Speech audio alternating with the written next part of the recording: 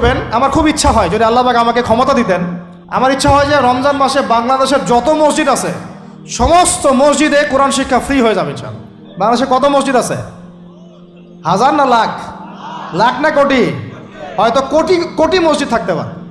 প্রত্যেকটা মসজিদে যদি বিনামূল্যে কোরআন শিক্ষা কার্যক্রম করা যেত রমজান মাসে, এক মাসে আপনি দেখতেন প্রায় মিনিমাম 5 কোটি মানুষকে কোরআন শেখানো যায়। তাও হাতে কলমে, তাও কি হাতে কলমে বই দেওয়া হতো ফ্রি। আর ওই যারা টিচার ক্লাস নেবে ওদেরকে বেতন দিব, ভাতা দিব সরকার থেকে। দেওয়া যায় না? দেওয়া যায় না? আচ্ছা, যদি গভর্নমেন্ট নাও দেয়, আপনারা জাকাত থেকে দিতে পারেন, সদকা থেকে দিতে পারেন, পারেন না?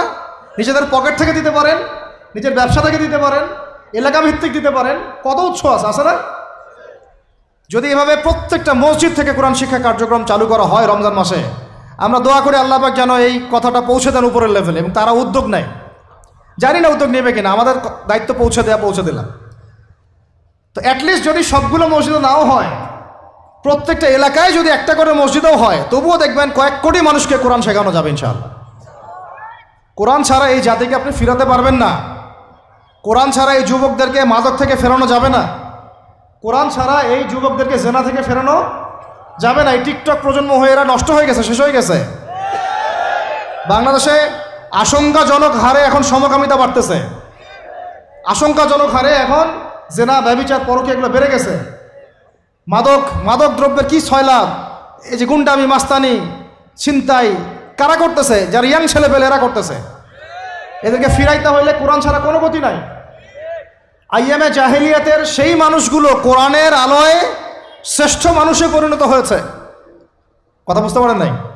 আইয়ামে জাহেলিয়াতের সেই মানুষগুলা যারা একসময় নিজের মেয়েকে দাফন করেছিল জীবন্ত। ইন্না লিল্লাহি ওয়া ইন্না ইলাইহি রাজিউন। চিন্তা করা যায়? আপনি আপনার মেয়েকে দাফন করতে পারবেন জীবন্ত? পারবেন? বলেন। এরকম মানুষ যারা এই কাজ করেছিল, তারা কোরআনের সংস্পর্শে এসে সোনার মানুষে পরিণত হয়েছে। এই কিতাব আল্লাহ পাক নাজিল করেছেন ওই ঘরের উপরে উঠিয়ে রাখার জন্য না, মাঝে মাঝে বের করবো, ধুলা মুছবো, চুমু খাবো, রেখে দিব, এই জন্য না। বাবা মারা গেছে, খুললাম, পড়লাম, সব বক্সাই দিলাম, এই জন্যে না। শুধু এই কিতাব আল্লাহ পাক নাজিল করেছেন যারা আমরা হৃদয়ে ধারণ করি। কোথায় ধারণ করি? তো হৃদয়ে ধারণ করবো তো তখনই যখন আমি বেশি তেলাওয়াত করব, বেশি বেশি পড়বো, সবাইকে পড়াবো, শেখাবো। আল্লাহ পাক আমাদের সবাইকে কোরআনের বিপ্লব ঘটানোর তৌফিক দান করেন। আমিন। তো প্রিয় ভাইয়েরা, 4 নম্বর কাজ, কোরআন শিখবো, পড়বো, শেখাবো, দর্শ দিব। কোরআনের একদম বিপ্লব রমজান মাসে ইনশাল্লাহ কোরআনময় রমাদান হবে ইনশাল্লাহ। রমজান মাসে অন্য কোনো বইও পড়ার দরকার নেই। প্রয়োজনে কোরআন পড়েন, হাদিস পড়েন, আর কোরআন পড়েন। কোরআন এবং হাদিস, অন্য কোনো বই, বিষয়ভিত্তিক বই পড়ার দরকার নাই। আর অ্যাটলিস্ট 1 মাস আপনি না পড়েন। এরপরে আসি 5 নাম্বার। একটু বড় হয়ে যাচ্ছে যদিও, আমি সংক্ষিপ্ত করে বোঝাচ্ছি, শোনেন। 5 নাম্বার হচ্ছে রমাদান মাসে, একটু ধৈর্য ধরেন। রমাদান মাসে আমরা ফরজ ইবাদতগুলোকে সর্বোচ্চ গুরুত্ব দিব ইনশাআল্লাহ। যেমন সবার আগে কি? সালাত। এই একটাই বল, সালাত। সালাত নাই, ইসলাম নাই। সালাত নাই, সে ব্যক্তি মুসলিম না। সোজা কথা শোনেন, সালাত অস্বীকার করে সে ব্যক্তি মুসলিম না। নবীজি বলছেন, মান তারাকা সালাতান মুতাআম্মিদান ফাকাদ কাফারা। কেউ যদি ইচ্ছা করে সালাতকে অস্বীকার করে, ছেড়ে দেয়, সে ব্যক্তি কি হয়? কাফারা, কুফরি করে। সালাত না পড়ার কারণে ইমামগণ বলেছেন তাকে মুসলমানদের কবরস্থানে দাফনও করবা না। কোন কোন ইমাম বলেছেন তাকে জানাজাও দিবা না। কোন কোন ইমাম বলেছেন তাকে জেলখানায় বন্দি করে রাখবা। কোন কোন ইমাম বলেছেন তাকে মৃত্যুদণ্ডের শাস্তি দিবা। আমি এমনি বলতেছি না, ইমামদের কওলগুলো পড়ে দেখেন। নামাজ না পড়াটা যেমন তেমন পাপ না তো, ইচ্ছা হইলে পড়লাম, ইচ্ছা হইলে পড়লাম না, এমন না। যারা নামাজি তারাও যদি নামাজে সচেতন না হয়, তাদের জন্যও শাস্তি আছে। নাউযুবিল্লাহ। ফাওয়াইলুল লিল মুসাল্লিন আল্লাযীনা হুম আন সালাতিহিম সাহুন আল্লাযীনা হুম ইউরাউনা ওয়া ইয়ামনাউনাল মাউন। এখানে বলা হচ্ছে মুসল্লিদের জন্যও দুর্ভোগ, যে মুসল্লিরা নামাজ সম্পর্কে গাফেল, উদাসীন। আবার যারা মানুষকে দেখানোর জন্য নামাজ পড়ে এবং এই যে ছোটোখাটো সাহায্য করতে অস্বীকৃতি জানায়, সূরা মাউন পড়েন, তাহলে মুসল্লিদের জন্য গাফেলতির যদি শাস্তি হয়, তাহলে যারা পড়ে না ওদের কি হবে? মা সালাকাকুম ফি সাকার, জাহান্নামে যখন ঢুকানো হবে এই ফেরেশতারা জিজ্ঞাসা করবে, কিসে তোমাদেরকে জাহান্নামে নিয়ে আসলো, কি পাপ করছিলা? তারা বলবে, তখন তারা বলবে ক্বালু, তারা বলবে, ওই জাহান্নামীরা বলবে লাম নাকু মিনাল মুসাল্লিন, মিনাল মুসাল্লিন, আমরা মুসল্লি ছিলাম না, আমরা নামাজ পড়তাম না। তাহলে বেনামাজির পরিণতি কি বলেন? জাহান্নাম। ওয়ালাম নাকু নুতঈমুল মিসকিন, আর আমরা মিসকিনদেরকে খাবার দিতাম না। সুবহানাল্লাহ। আল্লাহ পাক আমাদেরকে সালাত আদায় করার তৌফিক দান করেন। রমাদান মাসে শক্ত করে নামাজ ধরবেন ইনশাআল্লাহ, আল্লাহ পাক তৌফিক দান করেন। 5 ওয়াক্ত নামাজ চেষ্টা করব জামাতে পড়ার জন্যে। যদি জামাত ছুটেও যায় তাও পরে জামাত করে নেবেন, সেটাও না পড়েন অ্যাটলিস্ট বাসায় পড়বেন। রাজি আছেন? এখন কথা হচ্ছে যে নামাজের সাথে আরও অনেক ফরজ আছে না? যেমন পর্দা কি ফরজ না? ফরজ না? যাকাত ফরজ না? ফরজ না? তারপরে আল্লাহ পাকের আনুগত্য করা, এটা ফরজ না? ফরজ না? রসুলের আনুগত্য, তাওহীদ ফরজ না? সুন্নত? এই জিনিসগুলো ফরজগুলোকে শক্ত করে ধরবো ইনশাআল্লাহ। রাজি আছেন? তাহলে 4 নাম্বার হচ্ছে রমজান, এটা কি 5 নাম্বার না? 5 নাম্বার রমজান মাসে ফরজ ইবাদতগুলোতে সর্বোচ্চ গুরুত্ব দিব ইনশাআল্লাহ। রাজি?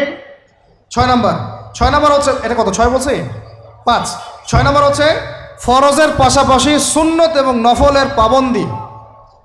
ফরজের পাশাপাশি সুন্নত এবং নফলের পাবন্দি, মানে দেখেন ফরজ নামাজের আগে পিছে অনেক নামাজ আছে না সুন্নত?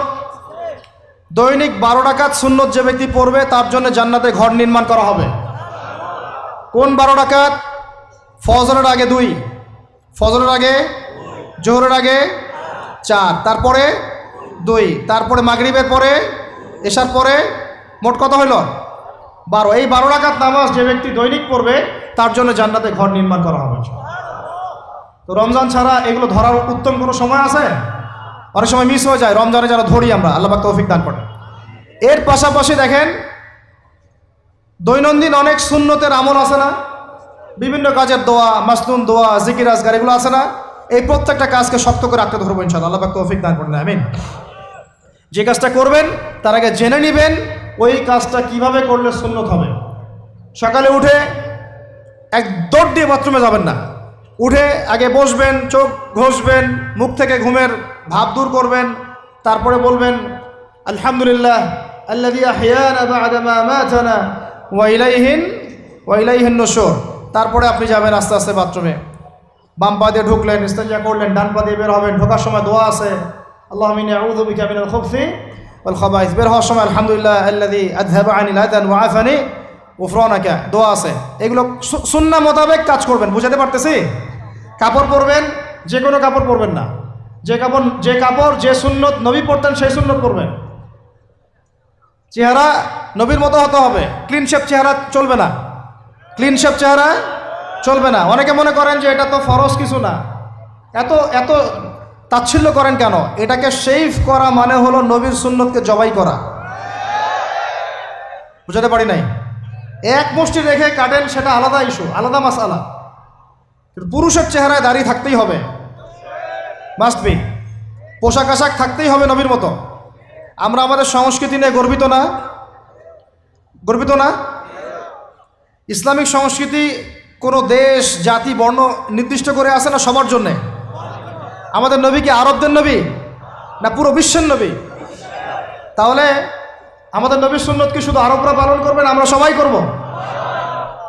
এখন আমাদের সবার চেহারা নবীর সুন্নাহ অনুযায়ী হতে হবে। গোফ ছোট করতে হবে, দাড়ি লম্বা করতে হবে, পোশাক ঠিক করতে হবে, টাকনুর উপরে কাপড় পরতে হবে।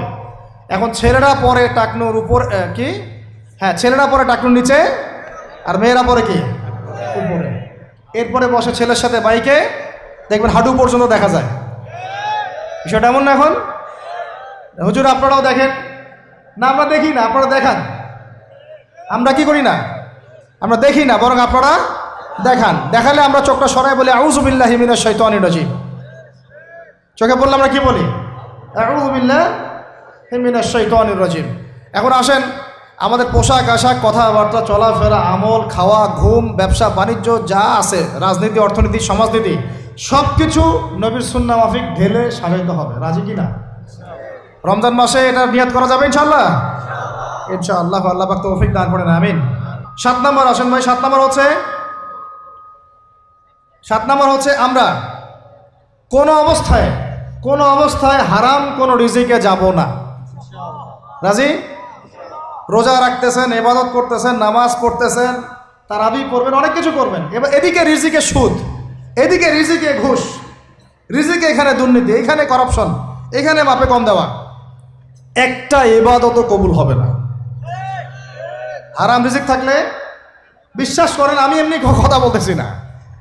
নবী সাল্লাল্লাহু আলাইহি ওয়াসাল্লাম বলেছেন, ইন্নাল্লাহা তাইয়্যিব লা ইউকবালু ইল্লা তাইয়্যিব। আল্লাহ পবিত্র, আল্লাহ পবিত্র ছাড়া গ্রহণ করেন না, কবুল করেন না। মুসাফিরের দোয়া আল্লাহ ফিরাই দেন না। সেই মুসাফির যদি হারাম খায় সেই দোয়াও কবুল হচ্ছে না। একজন মুসাফির হাত তুলে দোয়া করছিলেন, নবীজি বলছেন, মাথায় ধুলা, গায়ের কাপড় ঠিক নাই, মুসাফির সেজদায় আল্লাহর কাছে দোয়া করছে, হাত তুলে দোয়া করছে, আল্লাহ আমাকে এইটা দাও, ওইটা দাও, ওইটা দাও, ইয়া রব্বি ইয়া রব্বি ইয়া রব্বি। নবীজি বলছেন, এই ব্যক্তি যদিও মুসাফির, কিন্তু কিভাবে তার দোয়া কবুল হতে পারে? তার পানীয়টা হারাম, তার খাবারটা হারাম, তার পোশাকটা হারাম। যেতে পারছি ভাই? এমনিতে মুসাফিরের দোয়া কবুল হয়। 3 ব্যক্তির দোয়া আল্লাহ ফিরাই দেন না। কয় ব্যক্তি? এক নম্বর হচ্ছে মুসাফির, 2 নম্বর হচ্ছে কি সন্তানের জন্য পিতামাতার দোয়া, আর 3 নম্বর কি মাজলুমের দোয়া। মাশাআল্লাহ, আপনারা তো জানেন ভালোই। মাজলুম মানে কি? যার উপর জুলুম করা হয়, যার উপর জুলুম করা হয়েছে। আমরা এখন কিন্তু সবাই মাজলুম, তাই না ভাই? পুরো মুসলিম উম্মাহ এখন মাজলুম। তো ইনশাআল্লাহ এই অবস্থা থাকবে না।